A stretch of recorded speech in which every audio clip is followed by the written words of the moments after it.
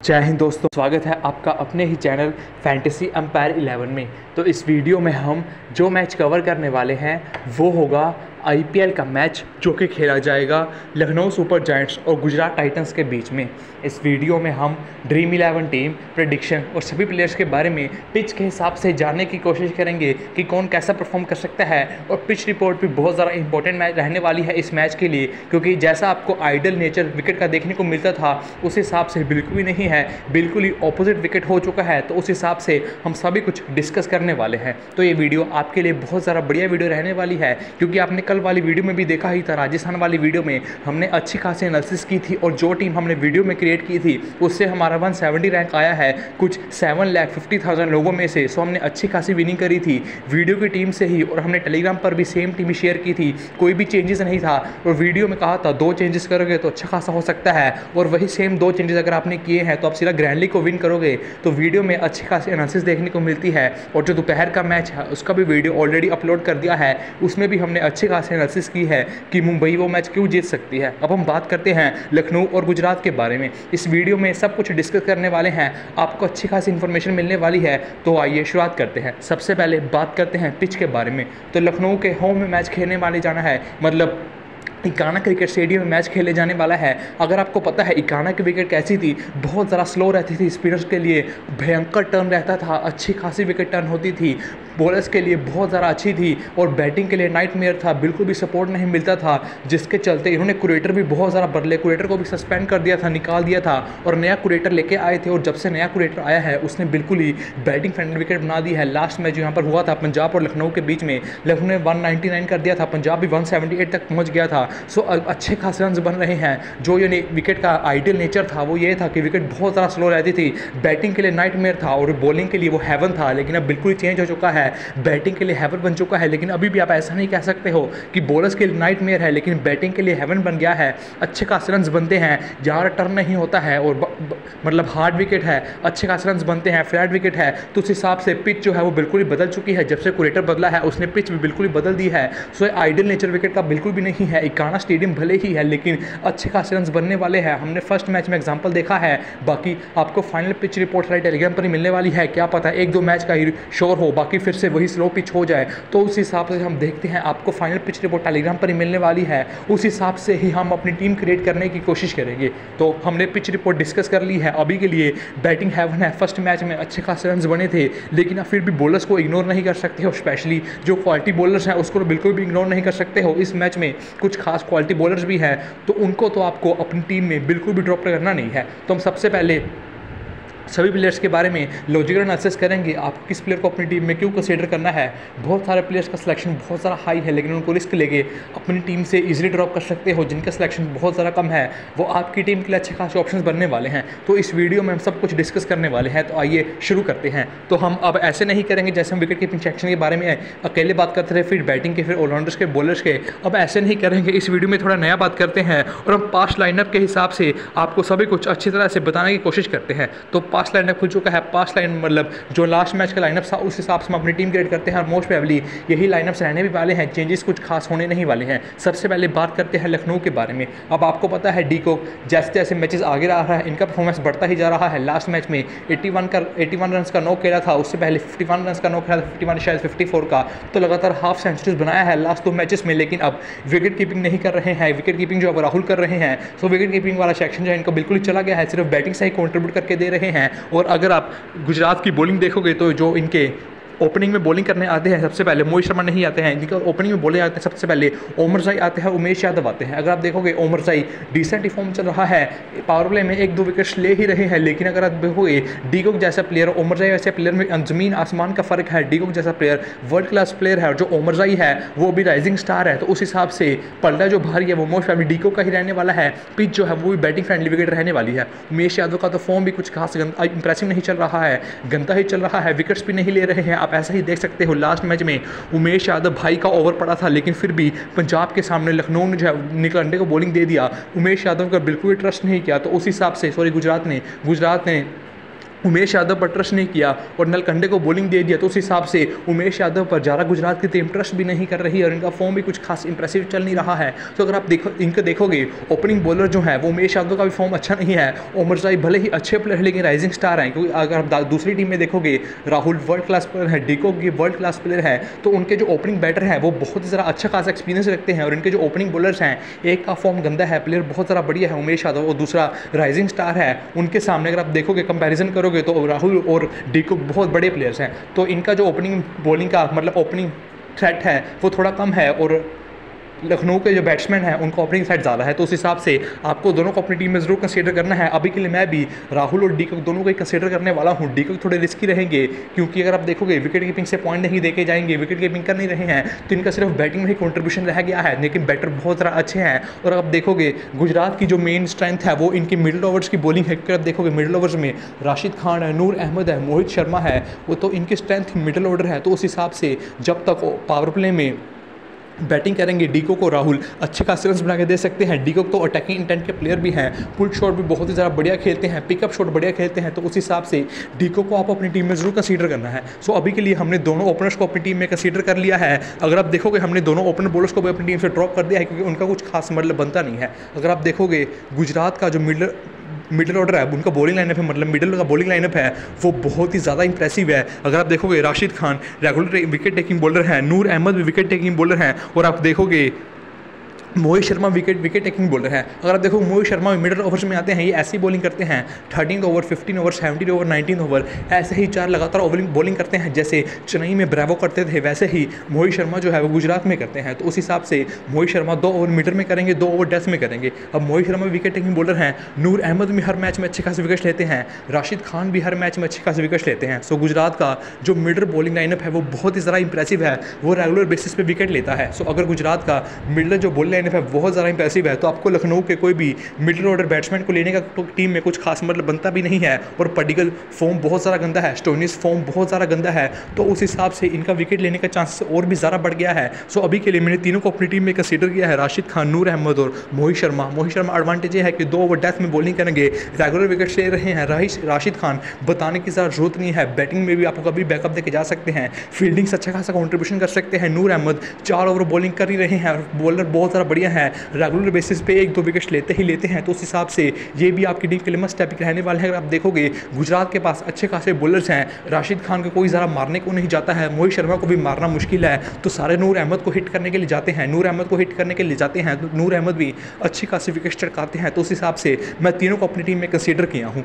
अब मैंने तीनों को अपनी टीम में कंसीडर किया है, उस हिसाब से लखनऊ के मिडिल ऑर्डर को लेने का बिल्कुल भी कुछ खास मतलब बनता नहीं है, तो मैंने पडिक्कल और स्टोइनिस दोनों को ही अपनी टीम से ड्रॉप कर दिया है। अब निकोलस पूरन के बारे में बात की जाए, अब अगर आप देखोगे सामने राशिद खान है, नूर अहमद है, परफॉर्मेंस करने के चांसेस फिर भी थोड़ा कम है, लेकिन अब ये फील्डिंग पोजीशन में रहते हैं। लास्ट मैच में लॉन्ग ऑन लॉन्ग ऑफ पे फील्डिंग कर रहे थे, आरसीबी वाले मैच में 3 कैच पकड़ दिए, 1 रनआउट कर दिया और सीधा 44 पॉइंट तो फील्डिंग से ही दे दिए। तो अगर आप इनको रिस्क लेकर ड्रॉप कर रहे हो और आपका रिस्क मतलब काम भी कर गया, सामने राशिद खान आपने सोचा, सामने नूर अहमद है, मोहित शर्मा है, बंदा क्या ही हिटिंग करेगा। मोहित इन तीनों का फॉर्म बहुत ज़्यादा बढ़िया चल रहा है और ऐसा ही हुआ कि ये 10-15 रन बनाकर आउट हो गए। आप बहुत ज़्यादा खुश हो गए, बंदा आउट हो गया, सिलेक्शन परसेंटेज इसका बहुत ज़्यादा हाई है, इसने बिल्कुल परफॉर्मेंस नहीं दिया, अब 1 साइड विन करने वाले हो, आप अच्छा खासा सोच रहे हो। लेकिन अब जैसे ही नेक्स्ट इनिंग्स आती है, बंदे ने 4 कैच पकड़ लिए, 3 कैच पकड़ लिए और 44 से 50 पॉइंट तो सीधा फील्डिंग से ही दे दिए, तो उस हिसाब में आप फिर लॉस हो जाएगा, आप रोने ही लगोगे। तो उस हिसाब से निकोलस पूरन जो है वो रिस्क लेकर ड्रॉप तो किए जा सकते हैं, लेकिन सेफ ऑप्शन है क्योंकि ये कैचिंग पोजीशन में रह रहे हैं और जिस हिसाब से बॉलिंग लाइनअप चल रहा है लखनऊ का, अच्छी खासी बॉलिंग कर रहे हैं और इनका अच्छा खासा विकेट लेने का चांस भी बन रहा है। तो उस हिसाब से इनके पास कैचेस भी अच्छे खासे जा रहे हैं क्योंकि ये लॉन्ग ऑफ पे फील्डिंग कर रहे हैं। उस हिसाब से आपकी टीम के लिए सेफ ऑप्शन रहने वाले हैं क्योंकि हिटिंग में कभी भी आपको अच्छे खासे रन बना के दे सकते हैं। सामने भले ही मोहित शर्मा है, उनको हिट करना मुश्किल है, राशिद खान को हिट करना मुश्किल है, नूर अहमद को भी हिट करना मुश्किल है, तीनों को हिट करना भले ही मुश्किल है, लेकिन फिर भी अगर ये हिटिंग से आपको पॉइंट देके नहीं गए तो कैचिंग से आपको अच्छे खासे पॉइंट देके जा सकते हैं। तो उस हिसाब से आपकी टीम के लिए सेफ ऑप्शन रहने वाले हैं, ज़रूर कंसीडर करना है। अब उसके बाद आयुष बदौनी के बारे में बात की, ड्रॉप कर सकते हो, बैटिंग ऑर्डर नीचे है, कुछ खास परफॉर्मेंस पुट अप करके दे नहीं रहे हैं, कुछ खास अटैकर भी नहीं है, मतलब हिटिंग के लिए भी ज़्यादा नहीं जाते हैं, धीरे खेलते हैं, तो लोअर मिडिल ऑर्डर में धीरे खेलने का कुछ खास मतलब बनता नहीं है, तो ड्रॉप कर सकते हो। अब कृणाल पांड्या के बारे में मेरे को बिल्कुल भी समझ नहीं आया, लास्ट मैच इनका आरसीबी के खिलाफ था, ये लेफ्ट आर्म ऑर्थोडॉक्स बॉलर हैं, लेफ्ट आर्म ऑर्थोडॉक्स बॉलर जो है वो राइटिस को ही बॉलिंग करता है। अगर आप आरसीबी का बैटिंग ऑर्डर देखोगे, विराट कोहली लेफ्टी हैं, फाफ डू प्लेसी राइटी हैं, फाफ डू प्लेसी राइटी हैं, रजत पाटीदार राइटी हैं, मैक्सवेल राइटी हैं, कैमरन ग्रीन राइटी हैं, दिनेश कार्तिक राइटी हैं, सारे के सारे राइटीज़ हैं। उसमें कुणाल पांड्या का अच्छा खासा 3 से 4 ओवर करने का एक्सपेक्टेशन बनता था, उम्मीद बनता था, लेकिन सिर्फ 1 ओवर ही किया। मुझे बिल्कुल समझ नहीं आई क्यों 1 ओवर किया। ऐसा हो सकता है चीना समूह मैच था, विकेट्स पे इनको हेल्प नहीं करता था, उस हिसाब से इनको ओवर नहीं मिला। लेकिन ऐसा पिच तो आज भी होने वाला है जो बैटिंग को सपोर्ट करने वाला है, तो उस हिसाब से इनके पास भी सारे राइटीज़ ही हैं, तो इसको अभी के लिए टीम से ड्रॉप कर सकते हैं, क्योंकि लास्ट मैच में भी बतौर सारे टीम में राइटीज़ थे, उसके बाद भी इनको बॉलिंग नहीं मिली, तो क्या पता आज भी ना मिले, बैटिंग इनकी आई नहीं, तो उस हिसाब से ड्रॉप कर सकते हो। अगर ये लास्ट मैच में 3 से 4 ओवर बॉलिंग करके गए होते, विकेट भले ही ना मिलता, तो मैं आज के मैच में इनको ज़रूर कंसीडर करता, क्योंकि आज भी सारे सामने मोस्ट प्रोबेबली राइटीज़ ही हैं। सिर्फ साई सुदर्शन है जो वो लेफ्टी हैं, विजय शंकर भी राइटी हैं, विलियमसन, शुभमन गिल, साहा सारे ही राइटी हैं, तो उस हिसाब से इनका अच्छा खासा बॉलिंग करने का चांस है। लेकिन आरसीबी वाले मैच में बॉलिंग नहीं किया, वहाँ पर भी ऐसा ही सिचुएशन, सिर्फ अनुज रावत लेफ्टी थे, तो मैं अभी इनको अपनी टीम में कंसीडर नहीं करने वाला हूं। अगर लास्ट मैच में उन्होंने 4 ओवर पूरे कंप्लीट किए होते, विकेट भले ही ना होता, तो मैं इनको अपनी टीम में आज ज़रूर से ज़रूर कंसीडर करता, लेकिन अब लेने का कुछ खास मतलब बनता नहीं है। सिर्फ 1 ओवर ही बॉलिंग किया था, बैटिंग ऑर्डर नीचे है, तो बैटिंग ज़्यादा आने नहीं वाली है। बैटिंग फिर भी हम सेफ्टी के लिए लेते हैं, क्या पता बैटिंग बैकअप भी दे दें, थोड़े बहुत रन बना दें, मेन तो बॉलिंग ही है। अगर बंदे ने बॉलिंग ही नहीं किया तो लेने का कुछ खास मतलब बनता नहीं है। अब नीचे बिश्नोई के बारे में बात की जाए, बंदे को विकेट बिल्कुल भी नहीं मिल रहा है, 3 मैच में सिर्फ 1 विकेट ही मिला है, लेकिन राहुल शर्मा मतलब राहुल जो हैं वो इनको डेथ में बॉलिंग दे देते हैं। लास्ट मैच में भी ये 19 ओवर करने आ गए थे। पहले दोनों ही केएल राहुल और बिश्नोई पंजाब में खेलते थे, राहुल अपने अपने साथ मतलब बिश्नोई को भी लेकर लखनऊ में आ गए और बिश्नोई पर ट्रस्ट करते हैं, बिश्नोई को अच्छे खासे ओवर्स देते हैं। अगर बिश्नोई मिडिल ओवर में अपनी कुटाई करवा दी तो बिश्नोई को डेथ में 1-2 ओवर तो देते ही देते हैं। सो केएल राहुल का जो ट्रस्ट है वो बिश्नोई पे बहुत ज़्यादा है, तो उस हिसाब से बिश्नोई को बंदर अच्छी खासी बॉलिंग भी देता है। तो अभी के लिए मैं इसी हिसाब से बिश्नोई को अपनी टीम में कंसीडर करने वाला हूं कि बिश्नोई की अगर मिडल ऑफ फेस में पिटाई भी होगी तो डेथ में 1 ओवर करने आ ही जाते हैं, तो डेथ में विकेट लेके जा सकते हैं। उस हिसाब से मैंने बिश्नोई को अपनी टीम में कंसीडर किया है, लेकिन फॉर्म गंदा चल रहा है। लेकिन अगर देखोगे बिश्नोई जो है वो थोड़े अनलकी भी रहे हैं, इनकी बॉलर पर बहुत सारे कैचेस भी इजी ड्रॉप हुए हैं, तो थोड़े अनलकी रहे हैं। इनको अच्छा खासा विकेट मिलना चाहिए था, लेकिन कैचेस ड्रॉप हो रहे हैं और इतना कुछ खास मतलब फील्डिंग से भी सपोर्ट नहीं मिल रहा है। उस हिसाब से थोड़े अनलकी रहे हैं, विकेट्स नहीं ले पा रहे हैं, लेकिन केएल राहुल इन पर ट्रस्ट करते हैं। उस हिसाब से आप भी ट्रस्ट करके इन पर इजीली अपनी टीम में कंसीडर कर सकते हो। बहुत ही ज़्यादा बढ़िया बॉलर हैं, most probably T20 world cup में भी जाने ही वाले हैं, हमारी टीम इंडिया के मेन बॉलर होने वाले हैं। लेकिन कुलदीप यादव का फॉर्म अच्छा है, जडेजा भी बैटिंग के कारण टीम में आने ही वाले हैं, तो देखते हैं रवि बिश्नोई का जगह बनता है या नहीं T20 वर्ल्ड कप में। लेकिन अभी के लिए मुझे लगता है कि मोस्ट प्रोबेबली ये भी जाने ही वाले हैं, बहुत ज़्यादा बढ़िया बॉलर हैं। लेकिन अगर ऐसी कुटाई करवाते रहें तो क्या पता ना जाए, तो केएल राहुल को ट्रस्ट करना ही पड़ेगा, उनको अच्छे खासे ओवर्स देने ही पड़ेंगे, तो आप बिश्नोई पर इजीली ट्रस्ट कर सकते हो। इसलिए मैंने बिश्नोई को अपनी टीम में कंसीडर किया है। अब यश ठाकुर के बारे में बात की, जब मैं लेने नहीं वाला हूं, बॉलिंग भले ही 4 ओवर किया था, कुणाल पांड्या का ओवर कट के इन्हीं के पास गया था, लेकिन इन्होंने भी कुछ खास बॉलिंग किया नहीं था, तो इसलिए मैं इनको अपनी टीम में ज़रा कंसीडर नहीं करने वाला हूँ। अब नवीन उल हक को ड्रॉप करना नहीं है, अच्छे खासे लोअर रन फेंकते हैं, डेथ में 2 ओवर करना कन्फर्म है, विकेट टेकिंग बॉलर हैं, कभी भी बंडल्स में विकेट लेके जा सकते हैं, तो मैं इनको तो अपनी टीम से बिल्कुल भी ड्रॉप करने नहीं वाला हूँ। डेथ बॉलर हैं, मस्ट टैप के रहने वाले हैं, वेरिएशंस अच्छी खासी हैं, एक ही पेस के साथ बॉलिंग नहीं करते हैं, अच्छे खासे वेरिएशंस करते हैं, मस्ट टैप के रहने वाले हैं, बिल्कुल भी ड्रॉप करूंगा नहीं। अब बात करते हैं सबसे बड़े डिफरेंशियल ऑप्शन के बारे में, जो कि मयंक यादव रहने वाले हैं। सबको इनके बारे में पता है, पहले 2 मैच में क्या कमाल का परफॉर्मेंस पुटअप किया है, पेस भी बहुत ही ज़्यादा बढ़िया है, 157 क्लिक कर रहे हैं, कमाल के पेस के साथ बॉलिंग कर रहे हैं, लेकिन लाइन और लेंथ भी बहुत ही ज़्यादा बढ़िया है। उमरान मलिक जैसे बिल्कुल भी नहीं है कि सिर्फ पेस ही है, लाइन और लेंथ बहुत ज़्यादा गंदी है, इनके पास लाइन और लेंथ भी बहुत ज़्यादा इंप्रेसिव है और पेस भी बहुत ज़्यादा बढ़िया है। कमेंट्री करते टाइम स्टीव स्मिथ ने तो इवन कि ये भी कह दिया था कि मैं उम्मीद करूंगा कि जो मयंक यादव है वो बॉर्डर गावस्कर ट्रॉफी में आए, कि मैं उनको फेस करने के लिए बहुत ज़्यादा एक्साइटेड हूँ। तो आप देख सकते हो बड़े बड़े प्लेयर्स भी इनकी तारीफ़ कर रहे हैं, क्योंकि इनके पास पेस के साथ साथ प्रॉपर लाइन और लेंथ भी है, प्लेयर बहुत ज़्यादा बढ़िया है, लेकिन इनका सिलेक्शन परसेंटेज बहुत ज़्यादा हाई हो गया है, लेकिन इनको पिक करने में एक बहुत ज़्यादा बड़ा रिस्क है। अगर आप देखोगे तो ये जो सारे ओवर्स अपने मिडिल ओवर में करने वाले हैं, सो अगर मिडिल ओवर में ये अपनी बॉलिंग करेंगे तो मोस्ट प्रोबेबली गुजरात के मिडिल ऑर्डर को जो है बॉलिंग करने वाले हैं। अगर आप गुजरात का मिडिल ऑर्डर देखोगे, विलियमसन है, साई सुदर्शन है, विजय शंकर है, राहुल टेवटिया हैं। अब विलियमसन के बारे में पता है, हिटिंग को बिल्कुल नहीं जाते हैं, धीरे खेलते हैं, टिक्कर खेलते हैं। साई सुदर्शन बिल्कुल भी हिटिंग को नहीं जाते हैं, ये भी धीरे खेलेंगे, टिक्कर खेलेंगे। टेवटिया हमेशा कहते हैं कि मैं गेम को डीप लेके जाने की कोशिश करता हूँ और सिर्फ डेथ में ही हिटिंग करता हूँ, मिडल ओवर्स में तो मैं धीरे खेलता हूँ, टिक कर खेलता हूँ कि भाई स्कोर बोर्ड चलता रहे, हिटिंग तो मैं एंड में ही करूँगा। विजय शंकर फॉर्म भले ही गंदा चल रहा है, लेकिन ये भी ऐसे ही प्लेयर हैं, टेक्निकली साउंड प्लेयर तो हैं, बट फॉर्म गंदा चल रहा है। सो अगर आप गुजरात का